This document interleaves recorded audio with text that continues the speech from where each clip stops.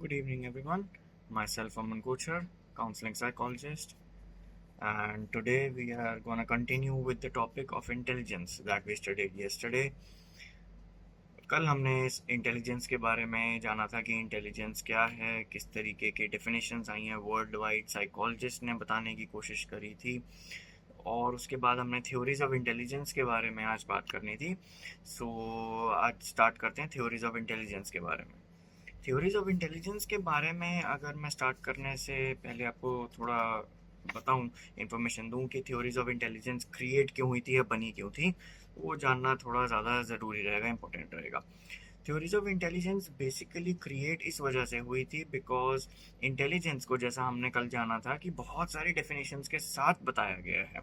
कुछ साइकोलॉजिस्ट ने कहा है कि इंटेलिजेंस एक ऐसा प्रोसेस है जहाँ पर आपको रेशनली थिंक करना चाहिए, सही और गलत के बीच में आपको फ़र्क पता होना चाहिए, उसी के साथ आपको पर्पसफुली रिएक्ट करना चाहिए, एक्शन लेना चाहिए।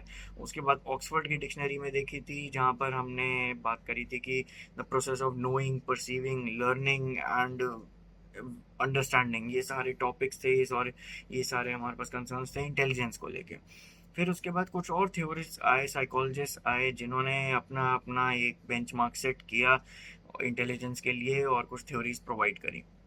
तो वही आज हमने कुछ थ्योरीज पढ़नी है और उसके बारे में आगे डिस्कशन करेंगे। सबसे पहले थ्योरीज के बारे में अगर हम जानें तो उसमें दो तरीके का अप्रोच होता है। First is the psychometric approach and the second is the information processing approach, as it's mentioned in the NCERT books. And in psychometric approach को अगर मैं डिफाइन करूँ तो साइकोमेट्रिक अप्रोच के अकॉर्डिंग हम किसी भी इंडिविजुअल परफॉर्मेंस के बारे में या किसी भी साइकोलॉजिकल एट्रीब्यूट के बारे में जब भी मेजरमेंट करते हैं, एंड वो पर्टिकुलरली अगर इंटेलिजेंस के बारे में बात की गई है, तो वहाँ पर हमें एग्रीगेट पता चलता है एबिलिटीज़ का। Basically, if we talk about the psychometric approach of intelligence, then it talks us about how different kinds of abilities are merged together to form the intelligence. So that is what a psychometric approach tells us about. The second one is the information processing approach, as I can read it from the book. It describes the process people use in intellectual reasoning and problem solving. The major focus of this approach is on how an intelligent person acts. तो basically यहाँ पर एक behaviour aspect आ रहा है psychometric approach के बाद। अगर मैं IP approach, information processing approach के बारे में बात करूँ, so here we can understand from the definition of information processing approach is that it is trying to take an example or take the situation of how a person who is termed to be an intelligent person reacts or acts in a situation. Rather than focusing on the structure of intelligence, it is underlying the dimensions, the information processing, the approaches emphasize studying cognitive functions underlying intelligent behavior. ये सारे processes के बारे में हम approach कैसे किस तरीके से करते हैं, emphasising the studying and cognitive functions. कुछ कॉग्निटिव फंक्शंस के बारे में अगर हमें जानना होता है, तो कॉग्निटिव फंक्शंस के बारे में जब तक हमें पता नहीं चलेगा कि एक इंडिविजुअल लर्न किस तरीके से कर सकता है, हो सकता है कि वो जो कॉग्निटिव फंक्शन लर्निंग का एस्पेक्ट है वो किसी इंडिविजुअल में थोड़ा सा स्ट्रॉन्ग हो, किसी में थोड़ा सा वीक हो। सो वहाँ पर डिफरेंस क्रिएट हो सकता है एक इंटेलिजेंस के एस्पेक्ट को देखते हुए। उसके बाद अगर हम आगे बात करें तो सबसे पहली थ्योरी जो प्रपोज की गई थी इंटेलिजेंस के लिए, that was given by Alfred beneath. And Alfred बिने की जो थ्योरी थी उसके पीछे एक लॉजिकल रीजन ये था that Alfred Binet was appointed by the French government to test the psychological aspects or basically the intelligence in the students में इंटेलिजेंस के एस्पेक्ट को क्रिएट करने का काम वो बताया था अल्फ्रेड बिने ने।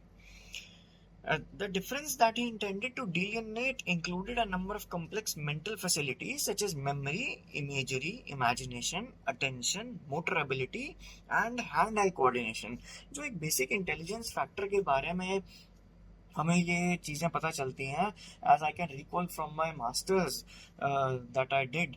सो वहाँ पर हमें अल्फ्रेड बिने की थ्योरी के बारे में समझाया था और उन्होंने ये बताया था दैट एल्फ्रेड बिने जो थे वो सिर्फ अपॉइंट किए गए थे फॉर एक रीजन से, जहां पर उनको मेंटल रिटार्डेशन, जो एक टर्म आईक्यू के अकॉर्डिंग आती है, जिसको हम अभी आगे पढ़ेंगे कि व्हाट इज एन आईक्यू और हाउ इट इज डिफाइंड और calculated in individuals to measure the intelligence, the level of intelligence. तो वहां पर एक टर्म आती है एमआर, द स्टूडेंट्स और the individuals or any person who is having a lower IQ than what is meant to be normal or average. सो वो students या वो इंडिविजुअल्स उस टाइम पे जो एमआर से पीड़ित थे या अफेक्टेड थे, उनके लिए अल्फ्रेड बिने ने एक टेस्ट बनाया था जिसको आईक्यू टेस्ट, आगे बिनेट साइमन स्केल के नाम से जाना गया था। और 1905 में वो टेस्ट पब्लिश हुआ था। बहुत ही फेमस टेस्ट था वो, बिने साइमन स्केल, जिनके आगे रिविजन्स होते रहे, पब्लिकेशंस चेंज होते रहे, और उसके बाद उसे आईक्यू टेस्ट का नाम दे दिया गया था। बिने थ्योरी की अगर हम बात करें तो Binet's theories of intelligence was basically that he was differentiating between the highly intelligent individuals and the more less intelligent individuals. So basic उनका एक काम जो मैंने अभी बताया अल्फ्रेड बिने का ये था कि वो साइकोलॉजिकल एस्पेक्ट इंटेलिजेंट को, एक इंटेलिजेंस के साइकोलॉजिकल एट्रीब्यूट को किस तरीके से अलग कर पाते हैं स्टूडेंट्स में। He therefore conceptualized intelligence as consisting of only one similar set of abilities which can be used for solving any or every problem in an individual's environment. Alfred बिने को ये लगता था कि इंटेलिजेंस एक सिंगल एंटिटी से बना हुआ है, उसमें डायमेंशंस नहीं है, या कोई भी एक इंडिविजुअल अगर ये टेस्ट बिना साइमन स्केल पास नहीं कर पाया, जो कि एक सिंगल एबिलिटी पे बेस था इंटेलिजेंस के ऊपर, तो वो बच्चा या वो इंडिविजुअल, वो स्टूडेंट जो है वो इंटेलिजेंट नहीं माना जाएगा। ऐसा अल्फ्रेड बिने का उस टाइम पे मानना था, जिसकी वजह से उनकी थ्योरी को नाम दे दिया गया वन फैक्टर थ्योरी और यूनी थ्योरी। अब इस थ्योरी के पीछे काफ़ी टाइम तक रिसर्च हुए, एनालिसिस हुए, और थोड़े टाइम बाद एक और साइकोलॉजिस्ट आए जिनका नाम था चार्ल्स स्पीयरमैन। चार्ल्स स्पीयरमैन ने अल्फ्रेड बिने की थ्योरी को गलत साबित किया, और उन्होंने ये प्रूव किया that intelligence is basically not one identity, it is not made up of one identity, rather it is made up of a set of abilities or entities which can be termed as G factor and S factor. So इनकी theory का नाम हुआ था to factor theory, which shows that there are two factors by which any individual can be described as how intelligent how he or she can be or presently is. So वो दो factors थे Charles Spearman के according, G factor that will be described as the general factor and the other one is the S factor that is the specific factor. अब ये G factor और S factor के बारे में अगर मैं थोड़ा सा और डिफाइन करूं तो चार्ल्स स्पीयरमैन के अकॉर्डिंग जी फैक्टर, अगर आप नाम से ही पता लगा पा रहे होंगे, तो it is general in every individual, it is present in every individual, and ये एक जनरल एबिलिटी है। किसी को लर्न करनी है, कोई चीज़ याद करनी है, तो एक जनरल फैक्टर है। किसी को कोई चीज़ अंडरस्टैंड करनी है तो वो अंडरस्टैंडिंग का लेवल किसी भी स्टेज पर हो सकता है, बट वो एक अंडरस्टैंडिंग का लेवल जी फैक्टर कहलाएगा। किसी को कुछ लिखना है, राइट करना है, और राइट करने के बाद, लिखने के बाद उसे याद करना है, तो वो रिटन प्रैक्टिस जो है वो लिख सकते हैं, that can be termed as a G factor. But then what is the S factor? G factor तो हम सिमिलरली अल्फ्रेड बिने की थ्योरी के अकॉर्डिंग भी कह सकते थे, बट यहाँ पर एक एस फैक्टर, स्पेसिफिक फैक्टर क्या आया है, उसके लिए जब चार्ल्स स्पीयरमैन ने रिसर्च करी, एनालिसिस किया अल्फ्रेड बिने की थ्योरी को, तो उन्हें एक टेक्निक का हेल्प लेना पड़ा जिसका नाम था फैक्टर एनालिसिस, जहाँ पर वो बाइफोकेट करते थे, डिफ्रेंशिएट करने की कोशिश कर रहे थे कि क्या क्या जनरल एबिलिटीज हैं एक इंडिविजुअल में, और क्या वो जनरल एबिलिटीज एक स्पेसिफिक सेट में ऑक्यूपाई हो रही है या नहीं। सो वो स्पेसिफिकेशंस को उन्होंने डिस्क्राइब किया, वो कैटेगराइजेशन को उन्होंने डिस्क्राइब किया एज स्पेसिफिक फैक्टर और S factor. The S factor, these are contained in what is called the S factor. There are specific abilities, as we can tell from the term itself, that it is the specific ability of any individual. एक example मैं देना चाहूँगा इस चीज़ के लिए। जैसे हमारे music industry में कुछ लोग म्यूज़िक डायरेक्टर होते हैं, कुछ लोग म्यूजिशियंस होते हैं, कुछ लोग बहुत अच्छे इंस्ट्रूमेंट प्लेयर्स होते हैं, बट इन तीनों में एक जनरल एबिलिटी जो है वो है म्यूज़िक को समझने की, म्यूज़िक के टोन्स को, सुर ताल, जो म्यूज़िकल टर्म्स हैं इनको समझने की एक काबिलियत, एक एबिलिटी होती है, that can be termed as G factor. But then what is the S factor? S factor को डिफाइन करने के लिए मैं यही एग्जांपल दोबारा लूंगा। अब जो लेट्स से जो म्यूजिकल डायरेक्टर है, जो म्यूजिक डायरेक्टर है, who is composing the music, the tones, the rhythms, the tunes that he has created in his mind, वो समझना, उस चीज को अंडरस्टैंड करना, that is the S ability, that is the specific ability that only that individual carries. And then again, अगर मैं बात करूं एक सिंगर की, तो सिंगर में वो स्पेसिफिक एक एबिलिटी हो सकती है गाने की, उस अकॉर्डिंग, उस टोन के अकॉर्डिंग जो एक म्यूजिक डायरेक्टर ने दी, उस ट्यून, उस मेलोडी के अकॉर्डिंग जो एक म्यूजिक डायरेक्टर ने कंपोज करी, उसके अकॉर्डिंग एक सिंगर गा कैसे सकता है, और वो कितने लंबे सुर, कितने छोटे, कितने हाई पिच, लो पिच की टाउन, कितनी बेसफुल आवाज रख सकता है, that is the specific ability of that singer. So I guess that this example is enough, and this example is kind of appropriate to know about the Charles Spearman theory of two factor. And now if you move forward, then Charles Spearman की theory के बाद हमारे पास एक psychologist और आए जिनका नाम था लुई थर्स्टन. लुई थर्स्टन की जो ability थी इंटेलिजेंस को डिफाइन करने की, he proposed the theory of primary mental abilities, जहाँ पर उनके primary mental abilities आती हैं. primary mental abilities को मैं अगर define करना चाहूँ तो primary mental abilities या group factor theory के according मैं इसको define करूँगा. It states that intelligence consists of 7 primary abilities, each of which is relatively independent of the others. यहाँ पर कुछ प्राइमरी एबिलिटीज, या और साइकोलॉजिकली अगर इसको पहचाना जाए तो हम इन्हें कह सकते हैं मेंटल ऑपरेशंस, और how a particular activity is done in a flow with in an individual without getting interrupted by any other mental operation. So that is what mental ability, or the set of primary abilities, was defined by Louis Thurston. These primary abilities are the verbal factor, which refers to the ability of verbal comprehension. The second one, verbal comprehension को अगर define करना हो, that is how easily, how fluently you are able to grasp the meaning of the words. You are perceiving the words not just by words, but actually the meaning of those words. So that can be compiled as the verbal comprehension. Okay, the ideas, the laws, classes में, schools में, tuitions में, coachings में, ये सारे laws पढ़ाए जाते हैं. एक बैच में 60 स्टूडेंट्स का बैच है, और 60 स्टूडेंट्स में से आई एम श्योर दैट 60 के 60 बच्चे सेम कंसेप्ट एक ही टाइम पे पढ़ रहे हैं, बट तब भी वो सेम कंसेप्ट हर स्टूडेंट को नहीं समझ में आ रहा. कुछ स्टूडेंट्स को at that moment in that class वो कंसेप्ट क्लियर हो जाता है, और कुछ बच्चों को घर जाके दोबारा रिवीजन करना पड़ता है वही सेम कंसेप्ट को समझने के लिए. सो that is the verbal comprehension, and that is independent of the other relations that we are going to study now. The second one is the numerical abilities, or how well and how fluent, how fast you can perform your numerical calculations or the computational skills. Like again, कुछ students ऐसे होंगे या कुछ लोग ऐसे होंगे जो कि basic calculations अपने mind में कर सकते हैं, like multiplication, addition. They can carry the multiplication of 2 digits in their mind, and they are very well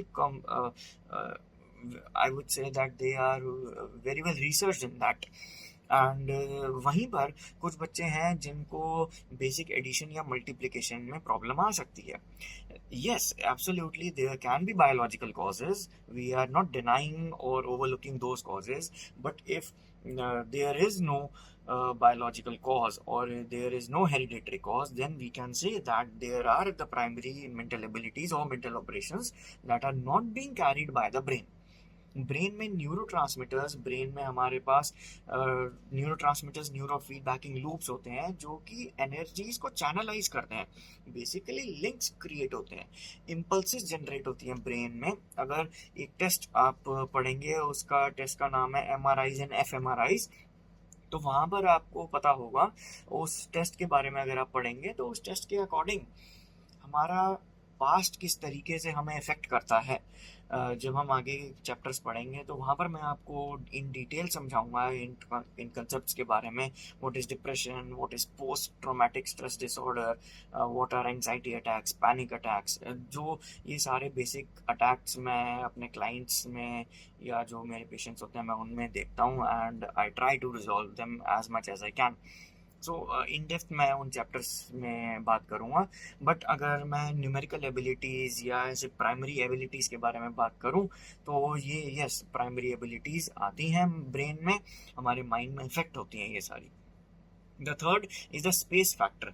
The space factor is the imaginary objects, the imagination, that is the spatial relation, visualizing patterns and forms. कुछ students होते हैं जो एक diagram को या एक law को, एक थ्योरी को एक्सप्लेन करने के लिए जब टीचर समझा रहे होते हैं, so they are very very much versed to create imaginations in their minds. वो क्रिएट कर सकते हैं कि यस, हाँ एक पुली है और एक पुली पे एक बंदर लटका हुआ है और उस बंदर ने रोप खींची है, वो नीचे आया। Typical physics problem you may know in the engineering and basic 10th and 11th.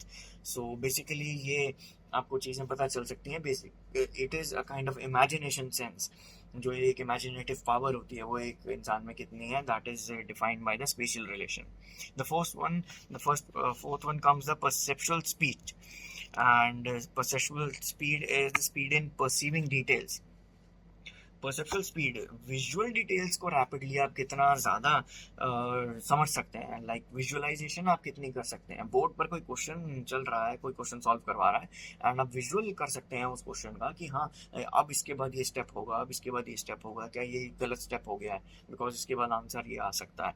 तो कुछ स्टूडेंट्स बहुत ही अच्छे थे मैथमेटिक्स में, मे बी इस वजह से, या मे बी न्यूमेरिकल एबिलिटीज़ की वजह से, तो वहाँ अब लिंकेज क्रिएट हो सकता है। The next one is the memory or the word fluency, using words fluently and flexibly.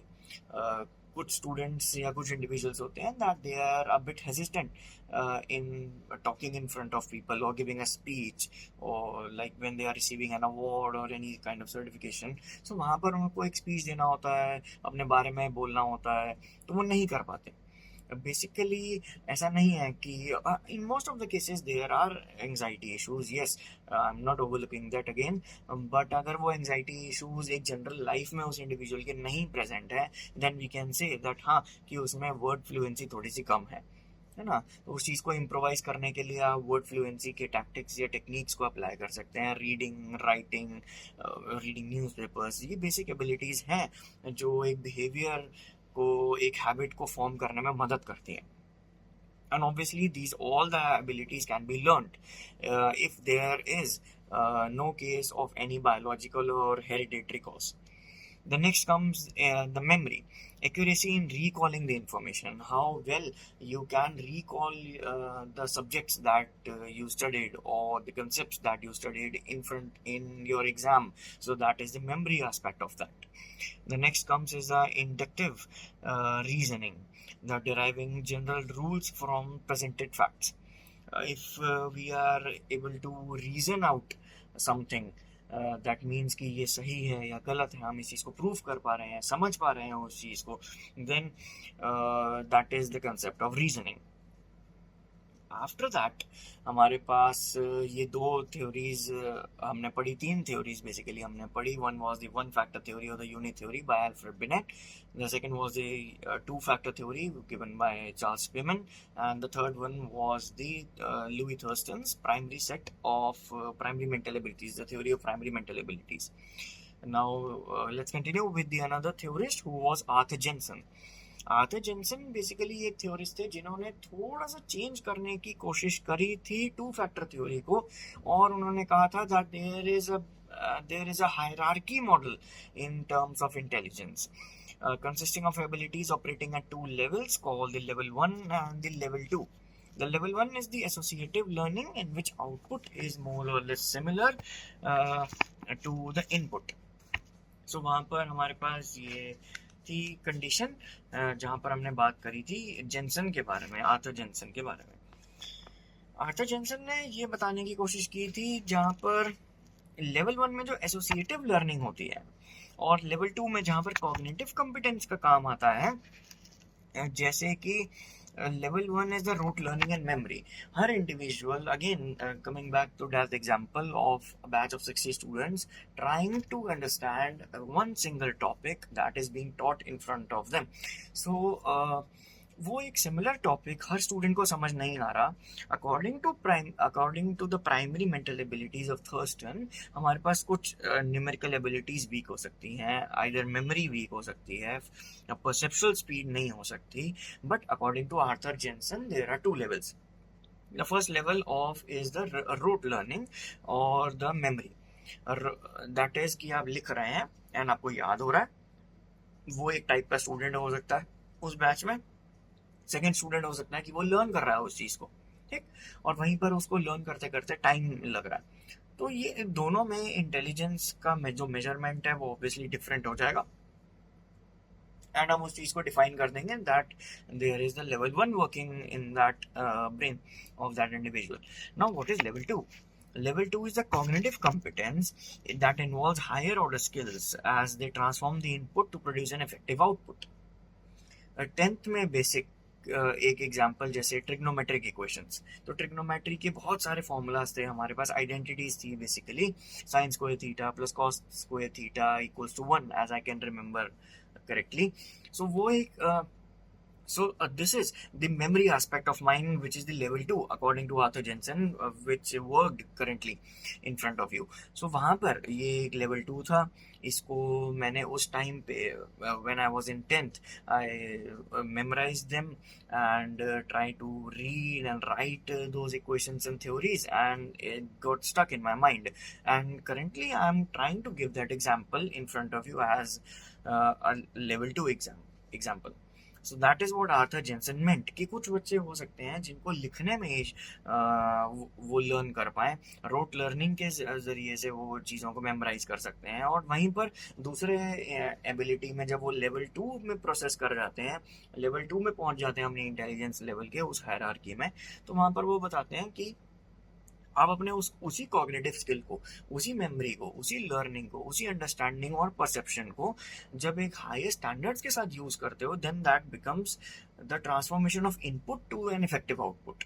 So that is the level 2.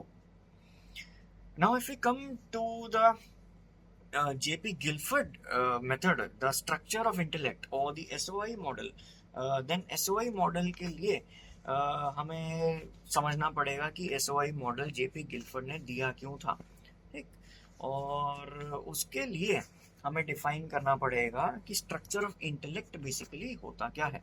The structure of intellect जो था वो गिल्फर्ड ने क्रिएट करवाया था, और गिल्फर्ड के अकॉर्डिंग इंटेलिजेंस को गिल्फर्ड ने मल्टीपल इंटेलिजेंसेस थ्योरी के अकॉर्डिंग डिफाइन किया था. That there is not a single entity of multiple of intelligence. Basically वहाँ पर इंटेलिजेंसेस की मल्टीप्लिकेशन होती है. मल्टीप्लिकेशन इन द सेंस यहाँ पर क्लासिफिकेशन की गई थी 3 ग्रुप्स में या 3 ट्रेट्स में. ट्रेट्स बेसिकली एक स्ट्रक्चर्ड वे होता है किसी भी तरीके को करने का और बिहेव करने का. It is a structured way. आगे के चैप्टर्स में आपको हो सकता है मिले what is traits, characteristics, habits. तो वहाँ पर ट्रेट्स का एक तरीका, एक मीनिंग होता है कि एक स्ट्रक्चर्ड और एक मैनर्ड वे में जब आप बिहेव करते हो, so that is what trait is. JP Guilford की थ्योरी के बारे में अगर मैं बात करूं तो यहाँ पर इन्होंने डिफाइन किए थे कुछ डायमेंशंस या कुछ ट्रेट्स जो कि थे ऑपरेशन, कंटेंट एंड प्रोडक्ट्स. ठीक, तो originally the SOI model included 4 types of mental content dimension initially जो कंटेंट का डायमेंशन है, अगर मैं डिफाइन करूं तो कंटेंट के डायमेंशन में हमारे पास आता है कि इंफॉर्मेशन अगर आप एक इंडिविजुअल अपने इन्वायरमेंट से ग्रैब करने की कोशिश कर रहा है, तो वो किन तरीकों से, किन मेथड से या अपनी वो इंफॉर्मेशन को परसीव कर सकता है, so that is what the content meant है। ठीक, कंटेंट के अकॉर्डिंग टोटल हमारे पास 4 कैटेगरीज हैं कंटेंट की, जो कि हमारे पास आती है visual, auditory, symbolic, semantic and behavioural. ठीक, तो sorry, by mistake, there are 5 contents dimensions or the nature of materials or information on which intellectual operations are performed. So this is what content is.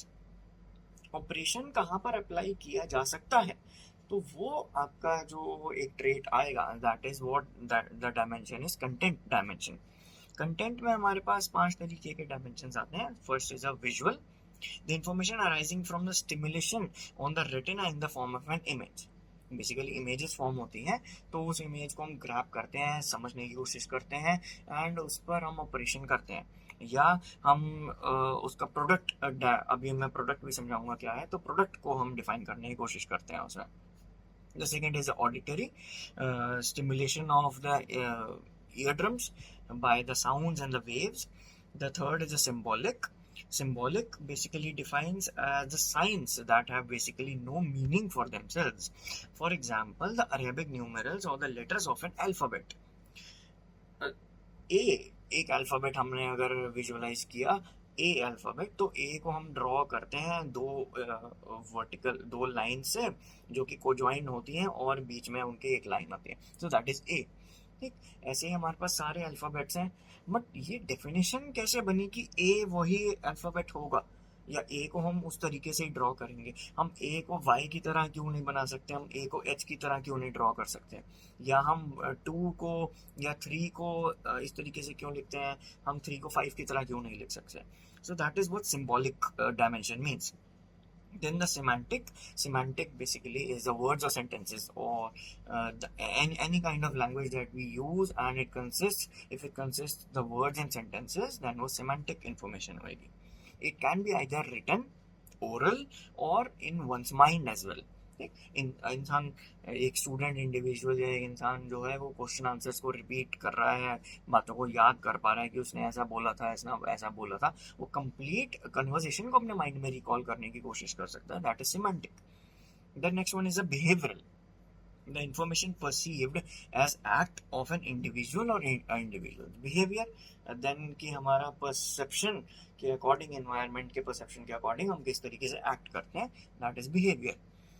सो ये था content dimension, जो कि 5 parts में divided था। Next comes the operations dimension. Operation में हमारे पास आता है cognition, memory, divergent production, memory retention, convergent production and evaluation. तो यहाँ पर हमारे पास कंटेंट ऑपरेशंस जो हैं, ऑपरेशंस 6 हैं, और इनिशियली वो 6 थे, उसके बाद वो 5 पे कन्वर्ट हुए थे। तो cognition, the ability to understand, comprehend, discover and become aware. Cognition के बारे में अगर हम बात करते हैं, तो कॉग्निशन में हमारे पास ये सारे एक्सपीरियंसेस आते हैं, जो भी हम थॉट प्रोसेसिंग चलता है, ये हमारा कॉग्निशन में आता है। हम चीज़ों को अंडरस्टैंड कर पाते हैं, उनका मीनिंग निकाल पाते हैं, मीन्स कॉम्प्रिहेंड कर पाते हैं, एंड उन मीनिंग से कुछ और नया डिस्कवर करने की कोशिश कर सकते हैं। So that is what cognition means. The second is the memory. Memory is basic to recall और to try to recall something that contains an information or a data, to memorize the information or to memorize the data. Okay, the next one comes the divergent production. Divergence का मतलब आपने समझा होगा कि diverge करना means expand करना किसी भी ऑब्जेक्ट को, किसी भी मटेरियल को। In divergent production what is meant by it is the process of generating multiple solutions to a problem. Basically we are try to diverge the problem into multiple solutions. We are trying to expand the level of solutions that we can create. ठीक, तो वो हमारे पास divergent production का example बनता है। Convergent production is डिड्यूसिंग और reducing a single solution to a problem।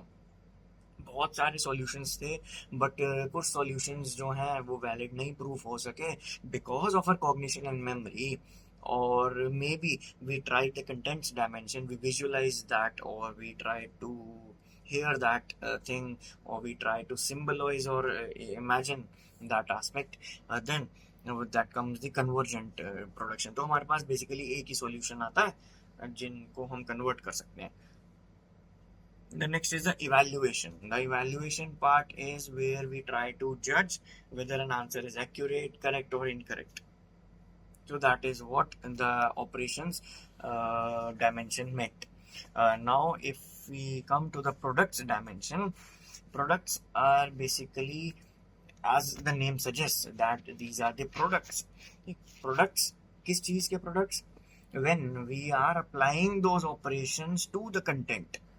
ठीक, जब हम उस ऑपरेशन को, आइदर कॉग्निशन है, आइदर मेमोरी है, आइदर डाइवर्जेंट कन्वर्जन प्रोडक्शन है, और इवैल्यूएशन है, जब हम इन एस्पेक्ट्स को अप्लाई कर पाते हैं अपने विजुअलाइजेशन के साथ, अपने ऑडिटरी सेंस के साथ, तो ये सारी कंटेंट्स हमारे पास बनते हैं प्रोडक्ट में। प्रोडक्ट अगेन हमारे पास प्रोडक्ट रेफर होता है units, classes, relation, systems, transformation and implications. तो ये सारे टर्म्स हमारे पास आते हैं। Unit represents single item of information. Basically जो हम मैथ्स में पढ़ते हैं, what is a unit, it stands for one, the value of one is termed as a unit. Class, a set of items that share some attributes, they have similar set of abilities or similar set of attributes or the ways, but there is a slight difference between them, but उस slight difference की वजह से हम उनको categorize अलग group में नहीं कर देंगे, we'll combine them in a class। Next is the relation again हम relation create करने की कोशिश कर सकते हैं। किसी भी इंडिविजुअल को हमने देखा, ठीक, और उस पर ऑपरेशन किया अपने माइंड के थ्रू, हमने किस तरीके से इंफॉर्मेशन को रिटेन करने की कोशिश की। Let's take a example of what relation can be. Through our contents dimension हमने क्या किया, विजुअलाइज किया। ठीक, एक लेडी थी और एक बच्चा था जो साथ में जा रहे थे। we try to visualize that। okay, we saw that this has happened, they are walking, the mother is carrying the school bag of a child, of that child, और वहीं पर हमारा मेमोरी का पार्ट आया, या हमारा कॉग्निशन का part आया प्रोडक्ट का। उस प्रोडक्ट को हमने यूज किया अपने कंटेंट पे। ठीक, तो मेमोरी क्या थी कि हाँ, अगर वो बैग कैरी कर रही हैं एंड मदर उनके साथ जा रही हैं उस बच्चे के साथ, then may be she can be the mother of that child. So वो एक ग्रुप क्लासिफिकेशन हमारा रिलेशन बन। So that is an example of how in our daily lives we are using these terms, but we are basically overlooking these terms. We are not getting into the deeper sense or the deeper meaning of these। So again, next continue that the system, an organization of items or the networks with interacting parts। हम system create करने की कोशिश कर सकते हैं simple way में, simple manner में। एक इंडिविजुअल अगर अपने पीसी को असेंबल करने की कोशिश कर सकता है। ठीक है, अगर वो अपने पीसी को असेंबल कर रहा है, तो आप में से बहुत स्टूडेंट्स होंगे जो पीसी पर या लैपटॉप्स पर या टैब्स पर, फोन्स पर चीज़ें पढ़ते हैं या इंफॉर्मेशन गैदर करते हैं। आप वो सिस्टम क्रिएट करने की कोशिश करते हैं। Basically I am not talking about the system of the computer, I am trying to link that information कि सिस्टम किस तरीके से क्रिएट होता है। That is the organisation of items. Okay, organisation of items, जहाँ पर सपोज आप PC assemble कर रहे हैं, सो मे बी आप हार्ड ड्राइव कहीं से ले रहे हैं, ग्रैब कर रहे हैं, आप स्क्रीन कहीं से, डेस्कटॉप कहीं से, मॉनिटर कहीं से, स्पीकर्स और ऑडियो सिस्टम और ग्राफिक कार्ड्स आप कहीं से असेंबल करते हैं, एंड वो एक कंप्लीट आप एक पैकेज, एक लैपटॉप या कंप्यूटर असेंबल करके बना देते हैं। तो that is a system. Okay, so that is what is meant by system. जो ग्राफिक कार्ड था वो कहीं और से आया, जो स्पीकर का इनपुट था वो कहीं और से आया, जो उनके ड्राइवर्स थे वो कहीं और से आए, एंड सबको एक लिंक कर दिया एंड वो एक सिस्टम क्रिएट हो गया. Next is a transformation. Changes, perspectives, conversions or mutations to knowledge such as reversing the order of letters in a word. Transformation किस तरीके से कर सकते हैं? सपोज फॉर एग्जाम्पल हमने एक वर्ड पढ़ा बैट. तो BAT हमारे पास अभी एक सिंबल आया कि BAT इज बैट. और इसी को हमारी मेमोरी ने कैसे कंसिडर किया कि अगर हम इस प्रोडक्ट का हमने पढ़ा, ठीक, इट वाज रिटन एंड वो एक कंटेंट आया था हमारे पास सिंबॉलिक और विजुअल, ठीक. वो एक सिंबल था BAT bat and we try to memorise, we learn that. And जब हमने उसका प्रोडक्ट बनाना चाहा so we try to transform that. कैसे? हमने BAT का रिवर्स कर दिया और उसको हमने क्या दिया, TAB टैब. तो वो भी एक वर्ड है, वो भी एक मीनिंग है. जब आप उसको क्लास में डिस्कस करेंगे तो कहेंगे कि हाँ ये भी एक मीनिंग था. So that is what tab and bat is. It is a transformation. And where it came from? It came from the product of the content and the operation part of the theory that was given by J.P. Guilford. Okay. The last is the implication, the predictions, inferences, consequences, or anticipations of the knowledge. So these are basically the implication part. आप imply करते हो अपनी उस information को, अपनी उस gathering को, जो data information आपने अपने memory से convergent production, evaluation, visual evaluation, इन तरीकों से ग्रैब किया, परसीव किया, आप उसको एक प्रोडक्ट में डिफाइन करते हो और ये सारे प्रोडक्ट्स के डायमेंशंस हो सकते हैं. So I hope that till now आपको ये इंटेलिजेंस थ्योरीज समझ में आई होंगी. And yes, of course you are free to clear any doubts, and if you are having any doubts in my sessions, in my lectures, so you can type in the comment section. कल हमारा जो topic रहेगा वो होगा theory of multiple intelligences, जहाँ पर हम बात करेंगे हॉवर्ड गार्डनर की और उनकी थ्योरीज की, जहाँ पर वो अदर टाइप्स ऑफ इंटेलिजेंसेस को डिफाइन करने की कोशिश करते हैं.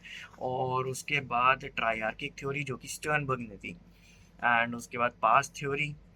तो ये 2-3 concepts multiple theories of intelligences के बारे में हम बात कल करेंगे. I hope till now it's all clear and you are able to understand well. And if not, so don't lose hope. And yes, tomorrow I'll be taking another lecture on the multiple theories of intelligences. All the best. Keep studying. Don't lose hope. So let's meet tomorrow. And don't forget to like and share my channel. Thank you very much.